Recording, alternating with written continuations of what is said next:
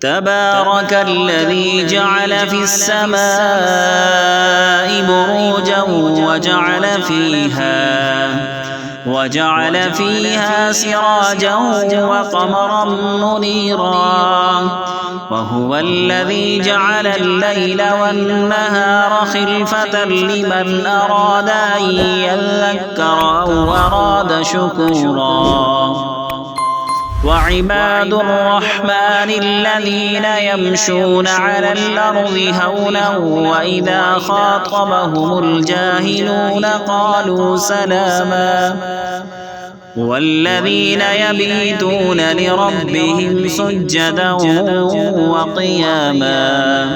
والذين يقولون ربنا اصرف عنا عذاب جهنم إن عذابها كان غراما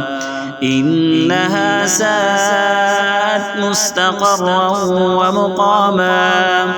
والذين إذا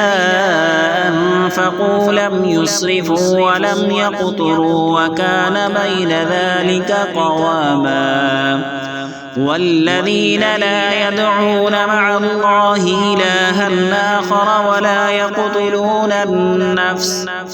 ولا يقتلون النفس التي حرم الله إلا بالحق ولا يزنون ومن يفعل ذلك يلقى عثاما يضاعف له العذاب يوم القيامة ويخلد فيه مهانا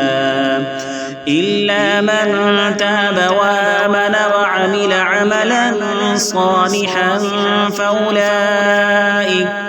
فأولئك يبدل الله سيئاتهم حسنات وكان الله غفورا رحيما.